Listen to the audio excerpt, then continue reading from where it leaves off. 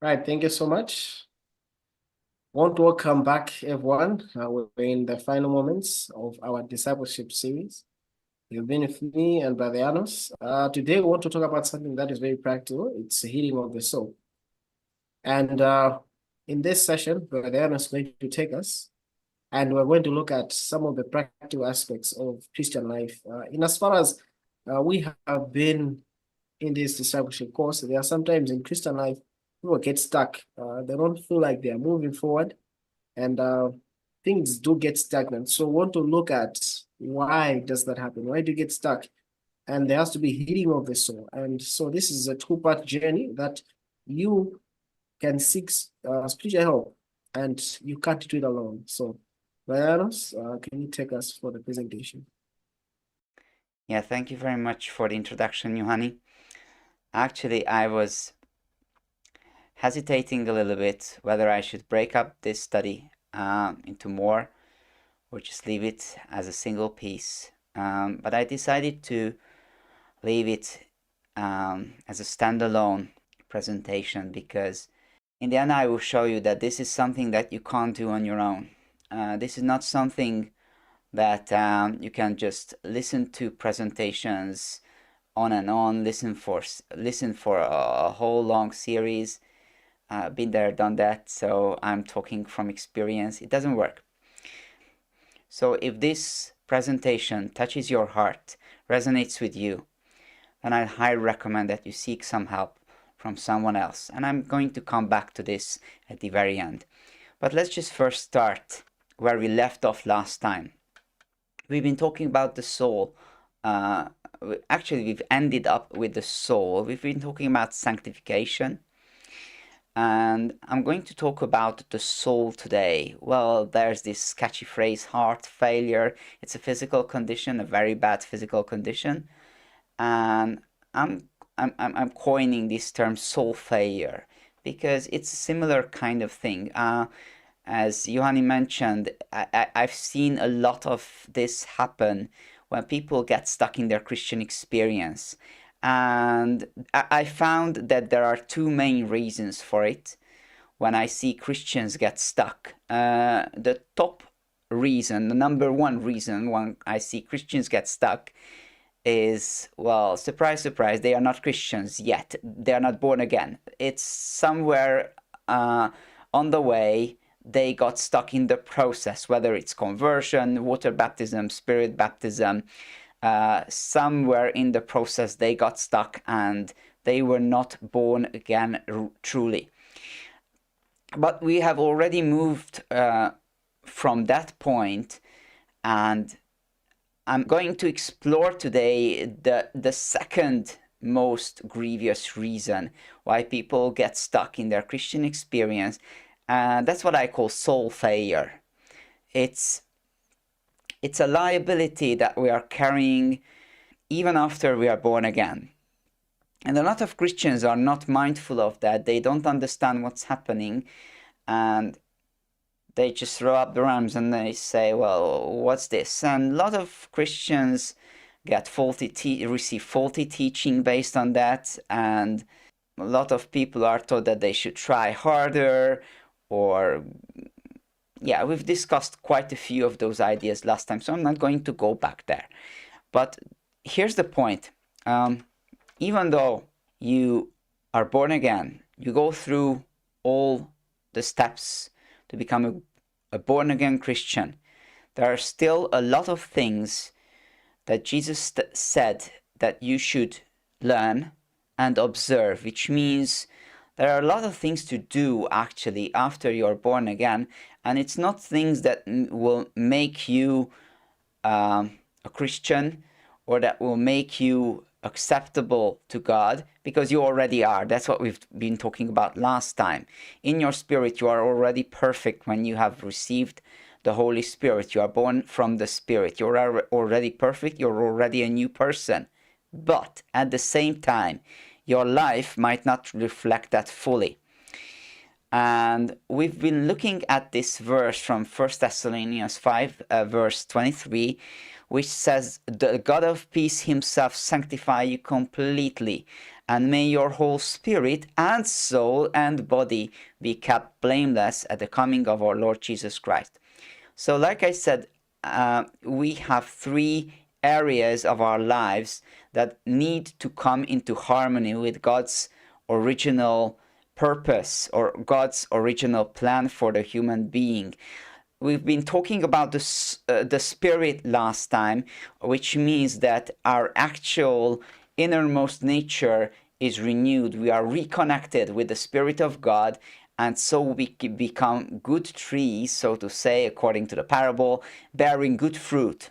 So we are enabled, we receive this enabling to live a different kind of life. But at the same time, it's not only about that. We have a soul and we have a body, and that also needs to come into harmony with God's original perfect plan. And we are going to look at that today. So what's the issue with the soul and with the body? First of all, I would like to give you a biblical revelation about the soul. Maybe if you are just reading from any kind of Bible, you might miss the point.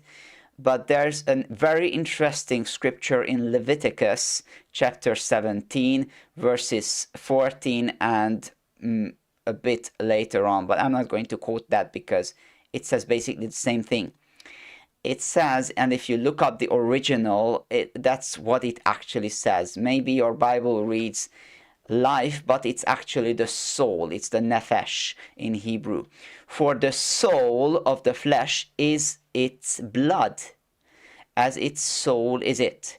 So I said to the sons of Israel, the blood of any flesh you shall not eat, for the soul of all flesh, it is its blood. Everyone eating it shall be cut off. So my point here is not about flesh eating or blood eating or any of the kind, but rather the nature of the soul. This is kind of a revelation in the Bible, because you could simply say that your soul is bottled up in your blood. What does this mean? Well, actually the soul, or the nephesh in the Hebrew, and the psyche or psyche in the Greek, well, from this word psyche, you might get an idea, if you're English speaking, that it's connected to the psyche. Not psychic powers, but the psyche. And, well, of course, we have different sciences which deal with different parts of the human being. And, of course, we have, for example, medical science dealing with the body, with our physical makeup. That's what doctors do.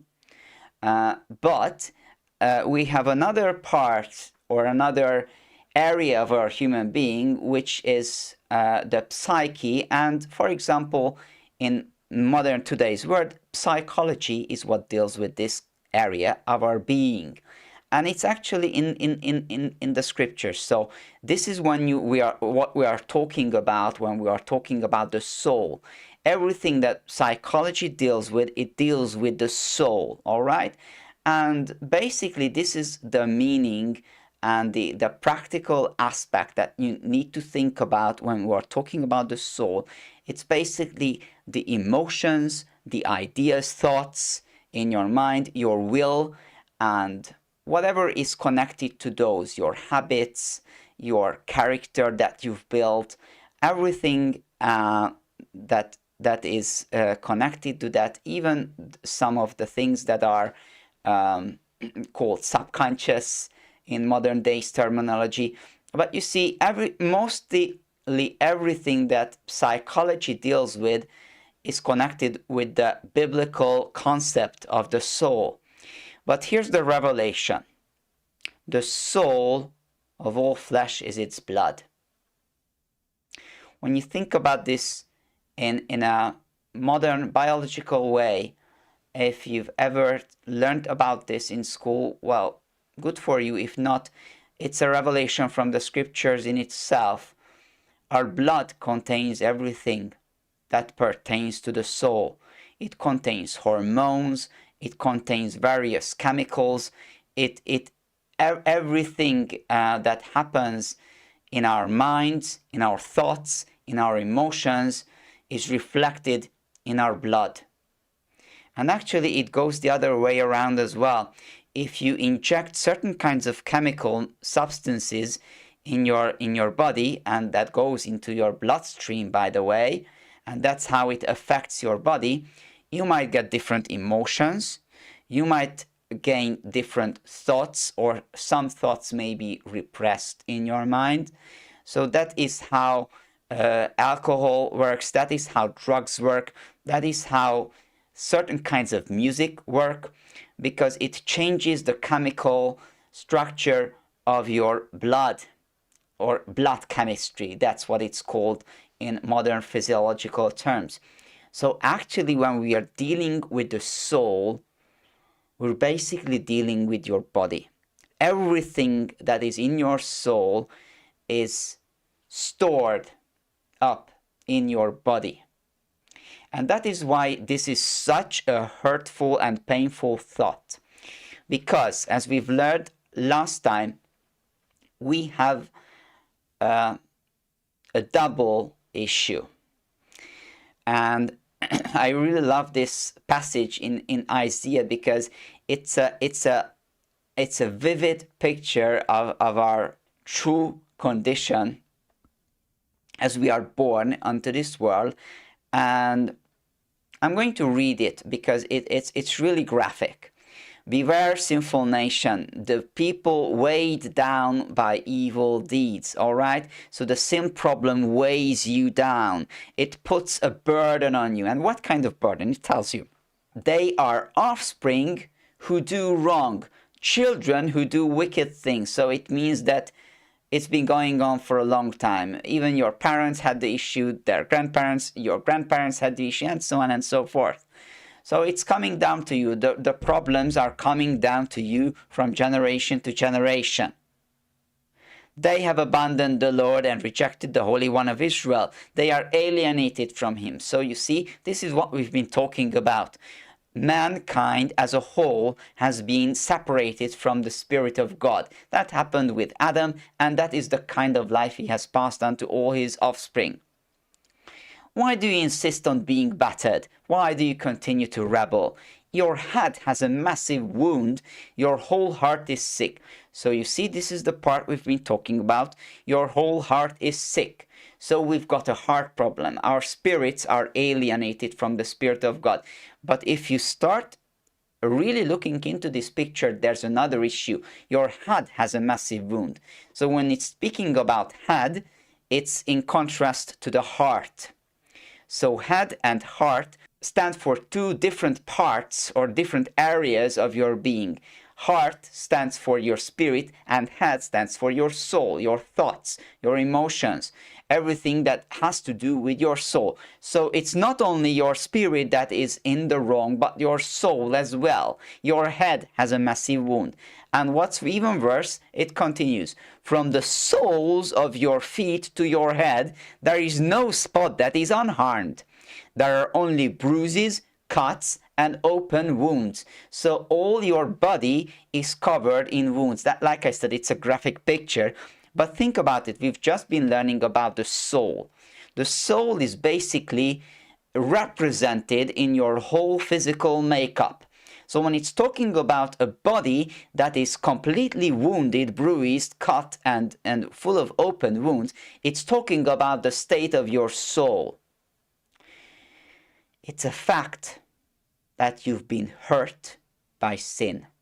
You've got wounds.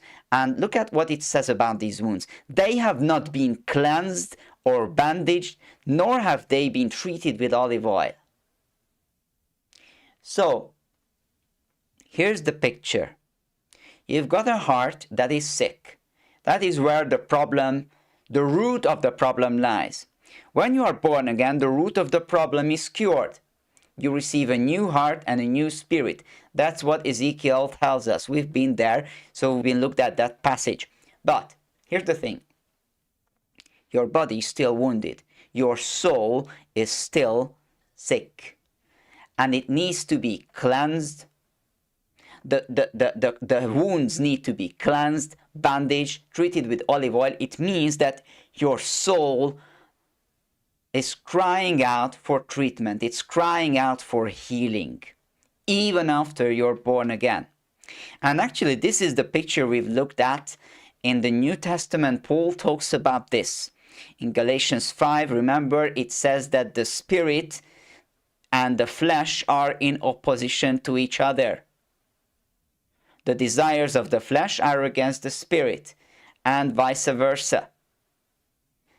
And in Romans 8:23, it says that even we who have the first fruits of the Spirit, which means that we who are born again, we groan inwardly as we wait eagerly for the adoption of sons, the redemption of our bodies.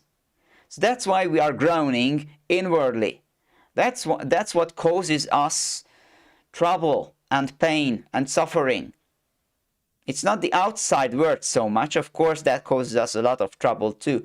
But what causes us the most trouble is our own bodies, which is still a liability. It's not been redeemed yet, which means it still carries all those bruises, cuts, and open wounds that you've been experiencing your whole life.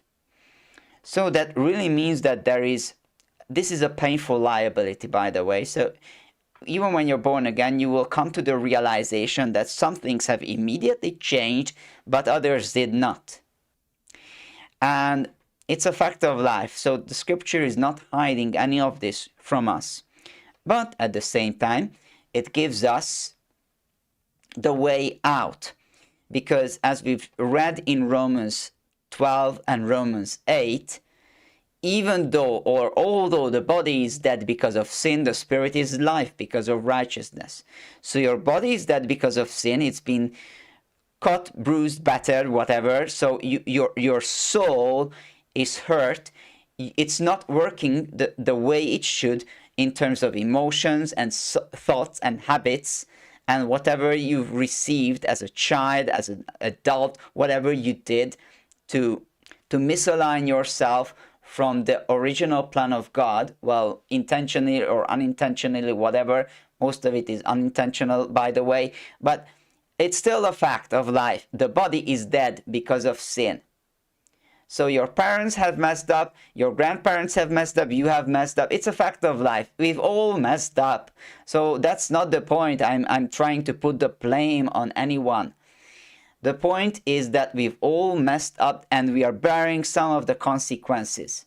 Even after we are born again, like Paul said, we are groaning inward. We who have the first fruits of the Spirit will still bearing some of the consequences.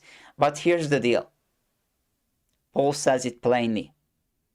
This is the point. Romans 12. Therefore, I exhort you, I encourage you, brothers and sisters, by the mercies of God, to present your bodies as a sacrifice. All right, so until Jesus comes, you will not receive a transformed body. Your bodies are not going to be replaced. So we still continue to carry a lot of the burden in the body that we are living in. So Paul says, all right, here's the thing. This is what you can do. Present your bodies as a sacrifice. Which doesn't mean to kill yourself, but he continues. Alive, holy, and pleasing to God, which is your reasonable service. It draws a parallel between the Old Testament sacrifices and what you should do as a Christian. But here's what it actually means. Do not be conformed to this present world, but be transformed by the renewing of your mind. All right? So here's what you can actually do. So you cannot exchange your bodies, not just yet. That was going to happen when Jesus comes back for his church at the second advent. But here's what you can do.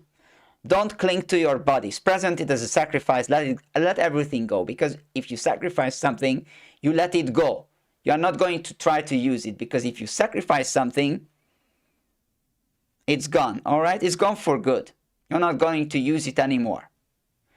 So Paul is telling, so everything that is in your body, actually it's talking about the soul, because it's talking about the renewing your mind. See, that's how your body and your soul are connected. So he's talking about let go of everything that is in your physical, that is written into your physical body. And you need to reprogram your soul. So be transformed by the renewing of your mind. So this is the way that you can actually live a different kind of life. Because your body is going to be there as a liability for you, and it's going to produce all kinds of desires. So this is the way Paul puts it, the desires of the flesh. It's not that it's not the old man, by the way, because the old man is crucified. It's gone. You are not the same person anymore. But the imprint of that old life still remains in your physical body. That is what Paul is talking about. And Paul says there is a way to escape that. And that is by reprogramming or rewiring your soul. And you can do this because the Spirit is life, because of righteousness. So you've got a new power, a new ability to actually override, hack into your soul, and start living a different kind of life. And actually it brings changes, actual changes in the body that you're living in. Because, all right, I'm going to come back to this verse. But here's a crucial question. Who are you? What are you? What is your identity? See, this is the reason why Paul tells you to present your bodies as a sacrifice, all right? So your body is not actually you. You don't need your, well, it's a strange way of saying it, but you don't need your body to be you. Your body is not you. So you can just let it go simply, and you can still be you and experience change. Well, of course, it sounds really far-fetched, but Paul is going to explain what he actually means. And we are going to look at some things that Jesus said himself. Basically the same thing, but we're going to expand on that a little bit by looking at what Paul says. So, what I'm going to say is going to hurt a lot. But this is the only way for healing. And it's not my idea. Jesus is the one who talked about this, and I'm going to show it to you in a bit. But first I'm going to come back to something that we've looked at last time, and it's 2 Corinthians 5 verses 16 to 17. From now on, therefore, we regard no one according to the flesh. Even though we once regarded Christ according to the flesh, we regard him thus no longer. Therefore, if anyone is in Christ, he is a new creation. The old has passed away, behold, the new has come. And look at specifically what he focuses on. We regard no one according to the flesh. So what is past? What is the old? Whatever is the old, it's in the flesh. It remains in the flesh as an imprint. So that is why I cannot think about either myself or any other born-again Christian according to the flesh. See the point? So the old has passed away. I am not anymore the person I was, nor are you if you are born again. See? So you can't think about yourself, okay, so these are the things I've been doing. This is the way I knew myself like. No. That's not the way I know myself as, because those things are the flesh. All right? And some of the things may resurface in your actual everyday life as habits, as actions, but I am not identified with those. See? That is the whole point. I am not the memories of my body. Because, like I said, the soul of the flesh is in the blood. It's in your physical body. The physical body generates continuity. It's one of its purposes is that when you wake up every morning and look into the mirror, you see the same face, and you touch yourself and you comb your hair, wash your face, whatever you do with yourself, and you recognize yourself. All right, so when you look into the mirror, you don't see a different person, you see the same person. And of course, what I'm saying sounds foolish because it's all natural, you see. You don't even start thinking about, okay, is the guy in the mirror someone else? But just look at babies, for example, when they first look into the mirror. Just think about that, whether you've experienced that or not, or watched any YouTube videos about that. So babies are really curious about that little person looking at them through the mirror. So they don't know yet that that person is they. Just think about it in these terms. So you get used to your identity because of your physical makeup. So when you're looking in the mirror, you know that, okay, so this is how I look like. This is what I am. This is me. Okay? So the physical body, like your visage, your face, the way you look, your body type, whatever, it's connected with your identity. And the same way, your physical body stores your soul, your emotion, your thought patterns, your likes, your dislikes, your temperament, whatever. It stores everything connected with your soul. It's ingrained in your body. Okay? So the same way you're looking into the mirror and you recognize that's me, when you're experiencing things in your body, you recognize that, okay, it's me. And that's why a lot of Christians get confused and they start thinking, maybe my old man has not been died, or it comes back like a zombie, and okay, my old man is alive again, and it starts to haunt you. But it's actually not. It's just your physical body. And that's why Paul says we regard no one according to the flesh. That's not me anymore, you see. That is why you need to give it as a living sacrifice, because it's not you anymore. But it's a decision, and that is what Paul is talking about. It's really a decision to let go what is contained about you in your physical body, or in your soul, so to say. That is why you need to renew your mind. Your mind is not you, see?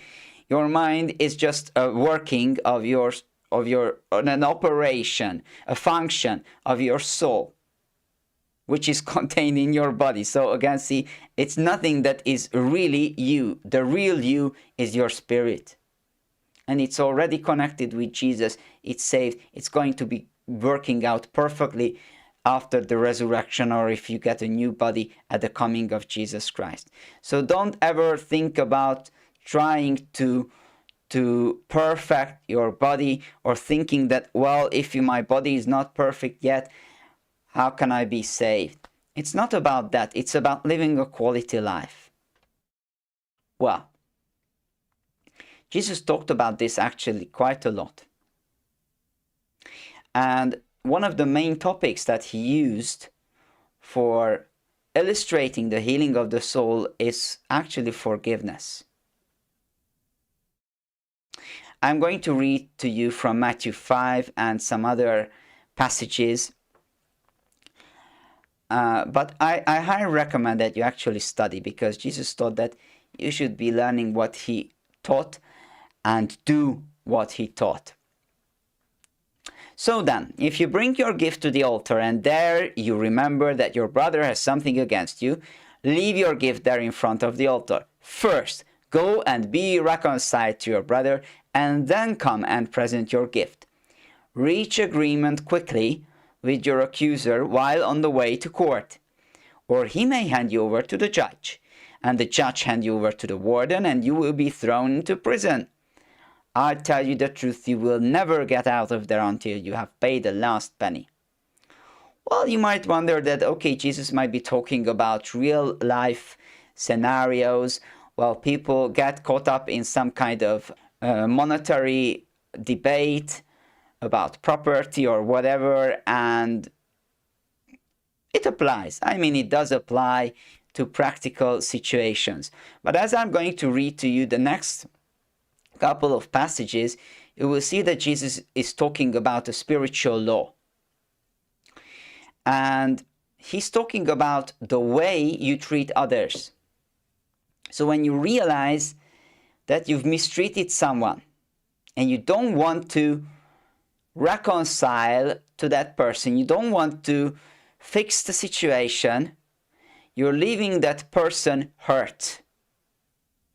And Jesus said, if that is the case with you, you are going to quickly experience that it's going to come back to you. You are going to be thrown into prison.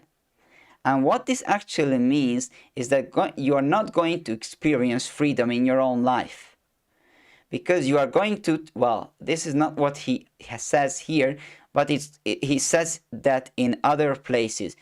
The way this actually works is that the way you treat others actually shows how you treat yourself. So the reason why you don't reconcile to other people when you do something wrong is because you are not loving that person. And why are you not loving that person? Because you're not loving yourself as well. By the way, I've heard a lot of nice ideas as a young Christian that you should love your neighbor, you should really love others, you should put others in front of you, in not be selfish, to put others in front of you. And that sounds really good, but that's not what Jesus told us about love. Jesus said, love your neighbor as you love yourself. The fact of life is you can't love other people more than you love yourself. It sounds like preaching selfishness, but it's the Bible, it's Jesus, and it's a fact of life. When you don't feel loved, when you don't consider yourself to be a lovable person, you will not love other people as well. You may try to.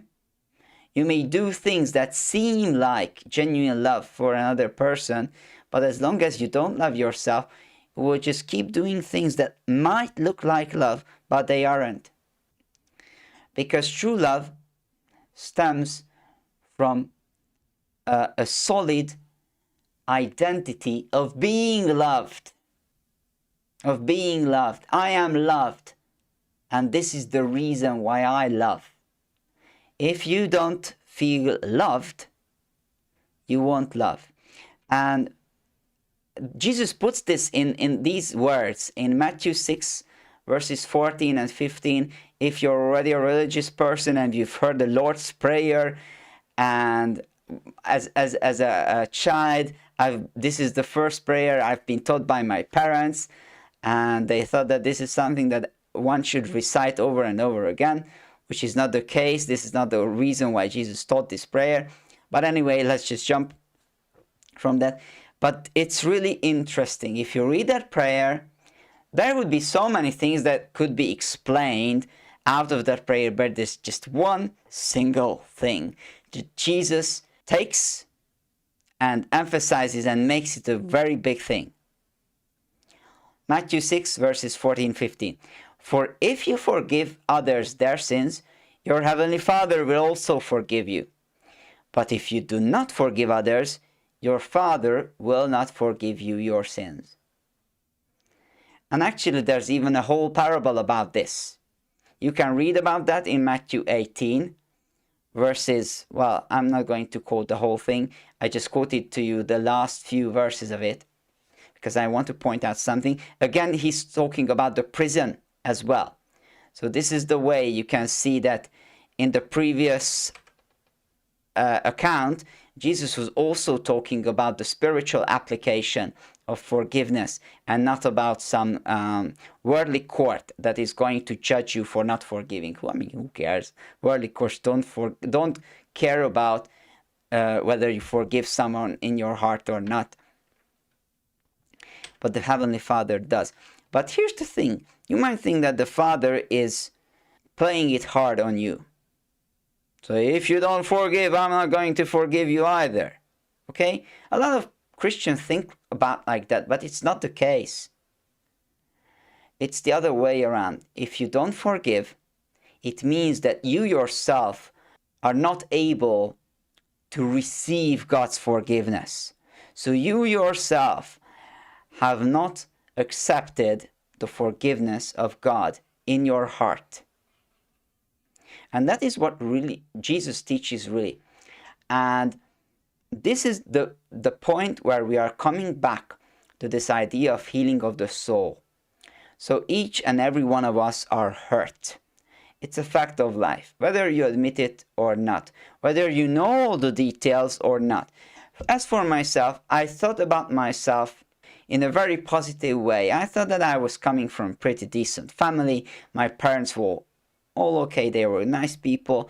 Well, they were not genuine Christians, but I mean, they were nice people. They were trying to give me a proper education.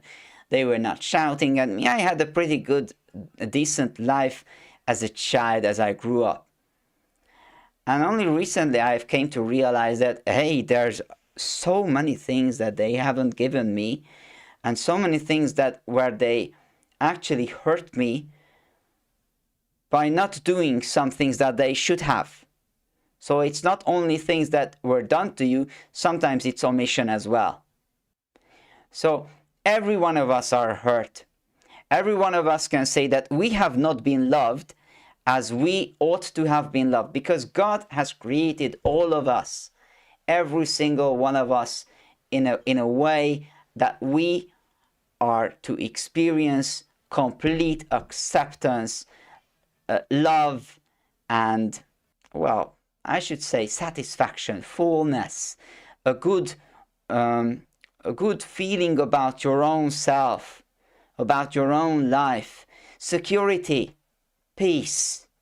Remember, shalom? That's where we started off. So, this is the way God originally created man, and this is what the heart is yearning for, and this is actually what also your body is yearning for, because, of course, we are created as a whole, body and spirit united into a soul. So, this is what all areas of your being are yearning for, this kind of fulfillment, this love, this acceptance, and all that. And when you are blocking the way to experience this, you are losing it all. And that is what these parables are about. If you don't forgive others, your Father will not forgive you your sins. So as long as you don't experience a complete healing in your soul, you are going to be lacking.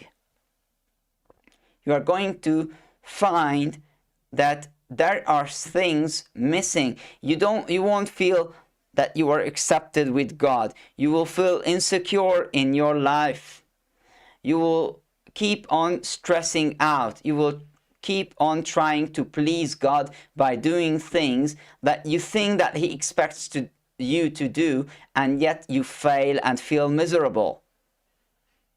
So these are the patterns that keep happening again and again and again.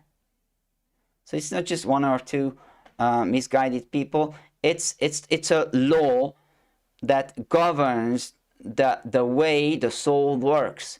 And Jesus is talking about that. So it's not just me. It's Jesus talking about this spiritual, I could say it's a spiritual law, but it's basically a law of the soul. And Jesus says a very interesting thing in the end of this parable of the two servants. I'm not going to quote the whole parable. You can read it for yourself. But he's talking about forgiveness. If you don't forgive, you shall not be forgiven. This is what the parable is about in Matthew 18. But this is a very important thing that he adds in the end. So also my heavenly Father will do to you if each of you does not forgive your brother from your heart. And that's a very tricky little addition to the whole picture, Because here's the catch. I've seen quite a few people who said it with their mouths. Okay, I'm gonna forgive all the people that hurt me. Well, they hurt me a lot, and mind you, well, it's a hard decision to forgive. But let's say, okay, I forgive. And later on, they still talking about those people that hurt them. And when you listen to those people, it turns out they have not really forgiven. How do I know? Have they not said it? If they just say that I forgive, isn't that enough? No, it's not. Jesus doesn't say, if you don't forgive your brother with your mouth. He says, if you don't forgive your brother from your heart. So here the picture is getting interesting, you see, because you need to deal with your heart. You need to deal with your emotions. You need to deal with the depth of your soul. Everything that is stored up in your body, in your blood, in your childhood memories, in the memories that you receive when you are an adult, and you have to deal with those. I'm sorry, that's what Jesus says. I can't change Jesus' word. And what's more, I've experienced that in my own life and in the lives of the people I've been working with. So there's really nothing else that I could say.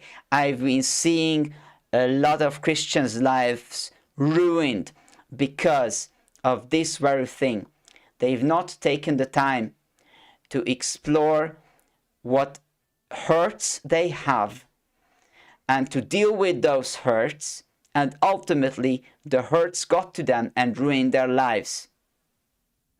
Seen that happen many times, and that's one of the reasons why I'm committed to teaching what Jesus taught me, what I experienced, what I've done in my own life, and experienced freedom and deliverance because of it. And I'm going to teach that to every Christian that I'm in connection with, that is going to listen, because this is something really crucial if you want to progress in your Christian life and not to get stuck like a lot of Christians do. Well, I want to show you the practical aspect of this, because I believe this is what Paul is talking about in Ephesians 5 verses, well, most of the verses in Ephesians 5, but I'm going to quote just a few to you from verses 6 to 14, and it's not going to be all of that, but I highly encourage that you actually look into it. We could deal with this a lot more in depth, but I'm going to come back to this. This is not something that you are supposed to do on your own. It's a very hard thing to do on your own. I would say seek expert help. It might be your pastor, it might be even a psychologist, someone that is an expert in dealing with issues of the soul. But let me read that for you from Ephesians 5. Let nobody deceive you with empty words, for because of these things God's wrath comes on the sons of disobedience. So empty words like, all right, you just be born again and everything will be all right. No, it won't. It won't be all right. Not everything will be all right. Your life might become better in certain things, but you are going to still experience things that are coming from your body, from your flesh.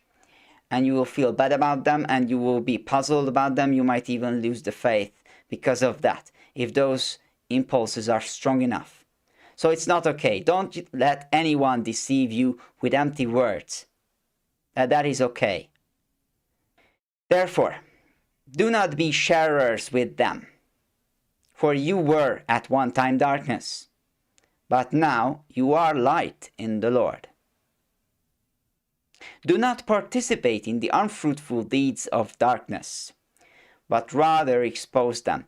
So, Paul here is using two specific words. One of them is sharers, and the other one is participate. So both of these words are very curious, because it doesn't mean don't do what they do, or don't support them in doing what they are doing. It's more subtle than that, see? To share with them, to participate. It means to be there, or it means to have either of your five senses in there in what they are doing. So that means, in effect, things that were done to you, things that were done in your presence, things you have heard, seen, tasted, felt as a child, whether you've been abused, whether you've been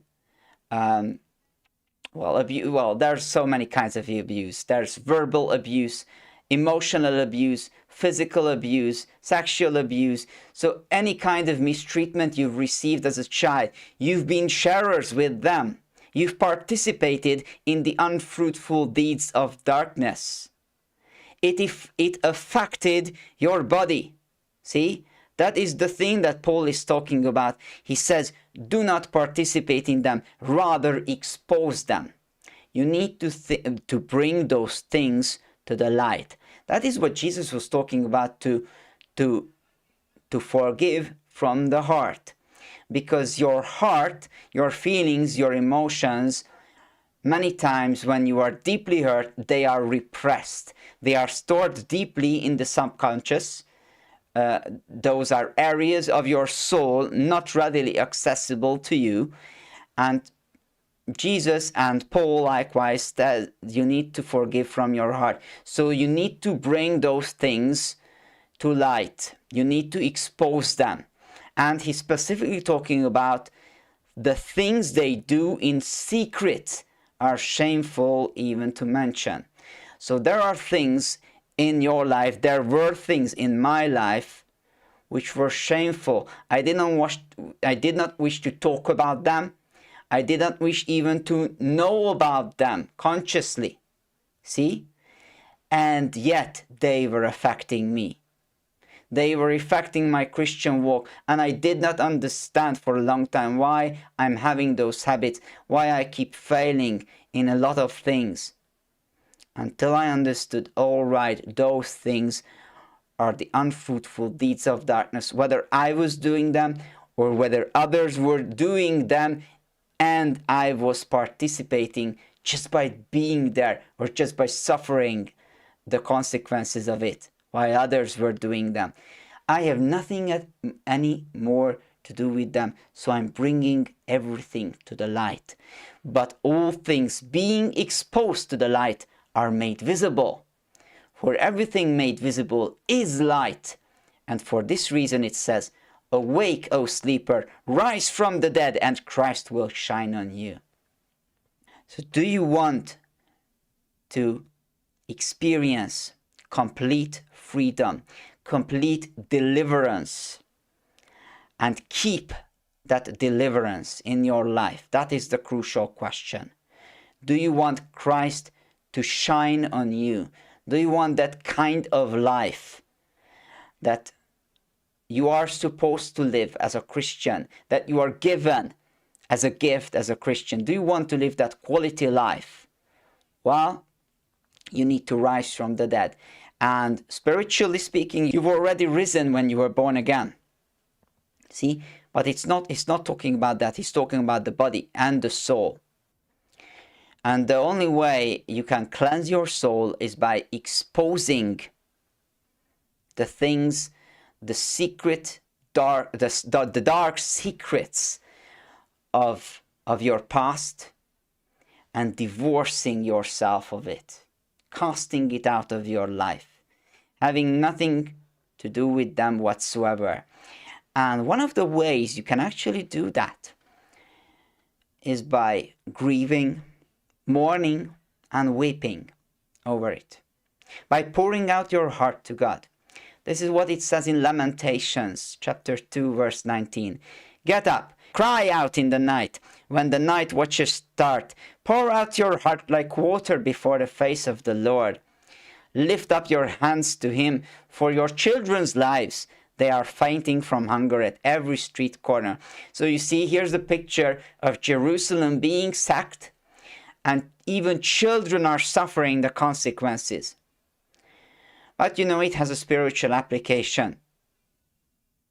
Every one of us has been a child, and we've suffered the consequences.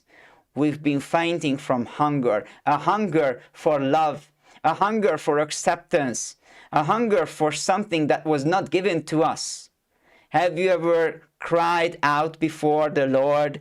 Have you ever poured out your heart like water before the face of the Lord, that you haven't received those things that you needed as a child?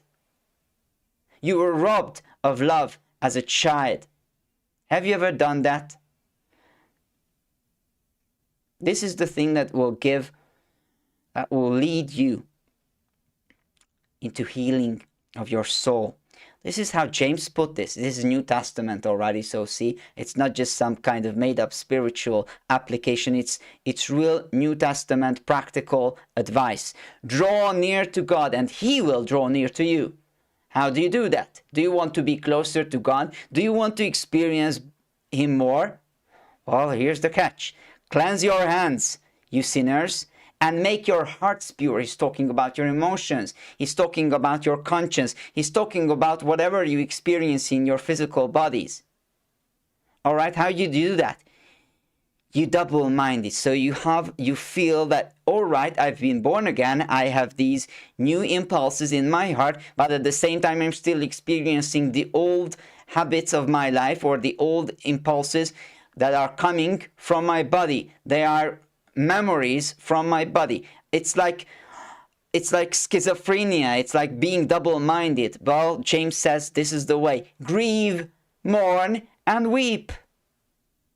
Turn your laughter into mourning and your joy into despair. Humble yourselves before the Lord, and He will exalt you. All right?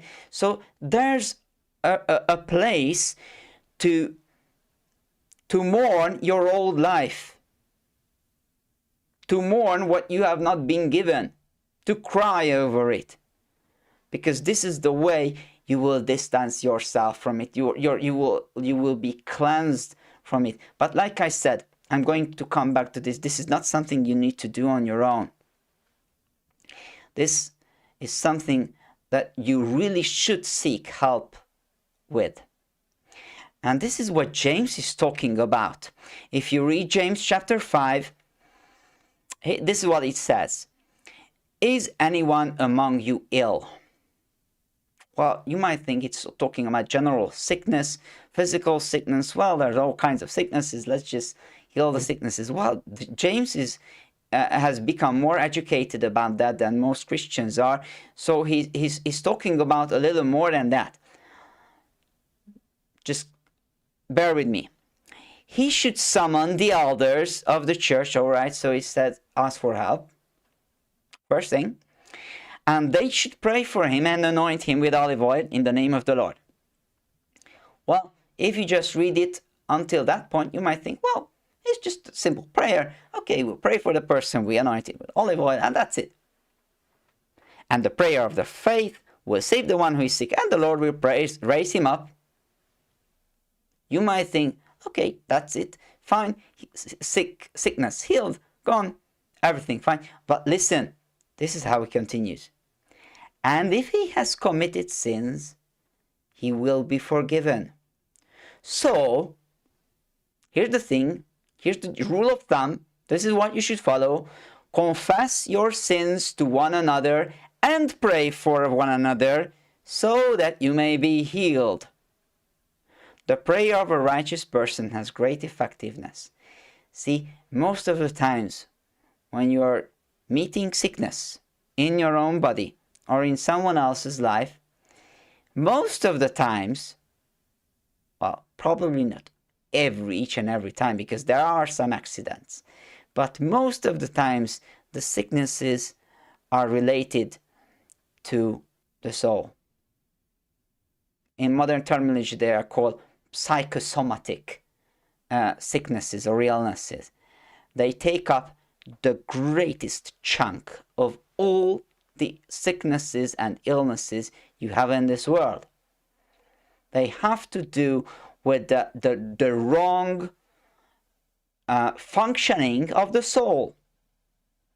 And this is why James is putting to you, all right, when you are feeling sick, ask for help and let others help you in finding out if something is troubling you and help you getting rid of that.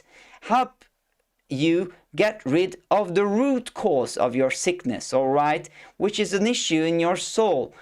Because when your soul is healed, your body will be healed as well. I've heard quite a few stories where people were dealing with all kinds of sicknesses and the pastor led them to repent and to forgive some grievance to others, and when they forgive from the heart, they were immediately healed from the sickness. There are so many cases like that, and not every one of those cases are even Christian. Because you see, this is a law of nature, it's a law of the soul. And God wants you to operate the way He intended. And yeah, the point I'm trying to make here is don't shy away from asking for help. Because there might be some other people, it's called elders in this passage, some people who are in the faith, they have been in the faith longer than you. They might be more experienced than you. They might have dealt with the same issues, the same struggles in their lives. So they can give you quality advice and they can pray for you in a way that you don't have to figure out everything from scratch. That is the basic issue. And the reason why I'm talking about elders in this way is because this is the way the scripture talks about elders. It's not someone who is just chosen out of the blue because, all right, we need elders because we need church structure and all that. It's not like that. Paul and Peter are talking about the same thing. Peter is talking actually to shepherds, to pastors, to elders. I urge the elders among you, give a shepherd's care to God's flock among you, exercising oversight not merely as a duty, but willingly under God's direction, not for shameful profit, but eagerly.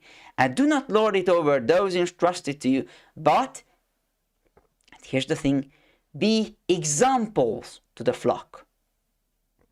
So an example is someone who is already doing it right, who is already doing it correctly, and he can show you the way, he can show you by example. This is the same thing that Paul writes to Timothy. 1 Timothy 4, set an example for the believers in your speech, conduct, love, faithfulness, and purity. Take pains with these things, be absorbed in them, so that everyone will see your progress. So, when you are progressing as an elder, if you're a pastor, this is something that is really important because you are going to be able to help other people only in the things that you yourself have experienced. And when you're not an elder, you are still fresh in the faith, ask those who you see are making progress themselves. Because it's visible. If someone is not making progress, it's not going to be visible. Well, I should have said it the other way around. It's going to be visible as well. People are going to see that they are stuck. They are not making any progress. So don't seek advice from people who are stuck like you. Seek advice from people who you see are progressing, who are dealing with their issues. Seek help from those kind of people, because they are the ones who might be able to help you as well. Well, this is what Paul did. It took me quite some time to discover this. And I didn't discover the scripture until after I started to practice this in my practical life, in my practical ministry. But Paul actually led a personal mentorship program. This is how he talks about it in 1 Thessalonians 2.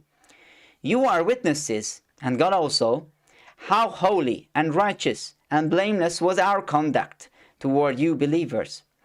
For you know, like a father with his children, we exhorted each one of you and encouraged you and charged you to walk in a manner worthy of God, who calls you into his own kingdom and glory.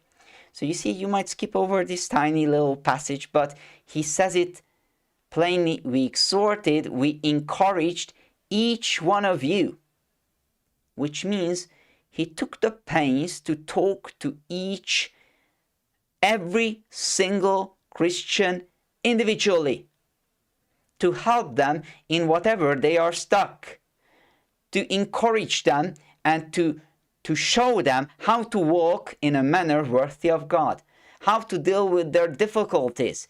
He was leading a personal mentorship program. That's, well, of course, it's a modern term, but I want you to get the point. You don't have to do it on your own. Paul was not expecting his fellow Christians to do it on their own. He was showing them the way. He lived a righteous, a holy, a blameless life. And so he built trust for others people to follow his example. And he actually explained them, so this is the way you do it. And he counseled them how to deal with their own obstacles. It's not just from the pulpit. So this is one of the reasons I'm not making this a multi-season study, because this is the thing that I found out the hard way. I've been teaching about this for 1 and 2 years, and I've seen a lot of people who are listening to these studies. All right, I understand, I see your point, it sounds so good, but it's still not working in my life. We start to talk to these people personally, start to ask them questions, start to deal with their issues on a personal basis, and then it starts to click immediately in their minds and in their lives. So, just a word for you pastors out there, if any of you are listening.